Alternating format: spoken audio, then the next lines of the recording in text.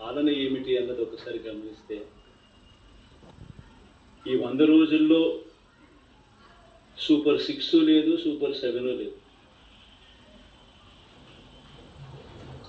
ప్రజలకిచ్చిన మాట, ప్రజలకు చెప్పినవన్నీ కూడా అబద్ధాల మూటగా ఈరోజు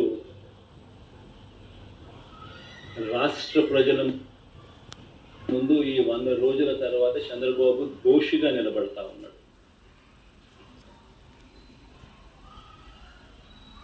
ఒకవైపున గతంలో చంద్రబాబు నాయుడు చెప్పిన ఎన్నికలప్పుడు తాను చేసిన ప్రచార పోరు,